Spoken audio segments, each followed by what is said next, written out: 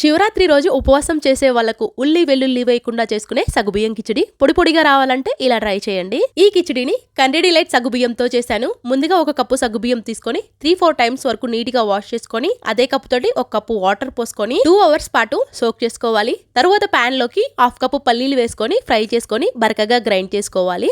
ఇప్పుడు ప్యాన్ లోకి ఆయిల్ వేసుకొని దంచుకున్న అల్లం అలానే జీలకర్ర వేసుకొని కొంచెం ఫ్రై అయిన తర్వాత ముందుగానే ఒక పొటాటోని బాయిల్ చేసుకొని ముక్కలుగా కట్ చేసుకొని ప్యాన్ లోకి వేసుకొని ఫ్రై చేసుకోవాలి. తరువాత నానబెట్టుకున్న సగ్గుబియ్యం కూడా వేసుకొని ఒకసారి మిక్స్ చేసుకొని కొద్దిగా పసుపు, టేస్ట్ కి సరిపడా మిరియాల పొడి వేసుకోండి. ఇక్కడ కారం అయితే వేయట్లేదు, మిరియాల పొడి వేసుకొని బాగా కలుపుకున్న తర్వాత ముందు గ్రైండ్ చేసుకున్న పల్లి పొడి, టేస్ట్ కి సరిపడా సాల్ట్ కూడా వేసుకొని మళ్ళీ ఒకసారి కలుపుకోండి.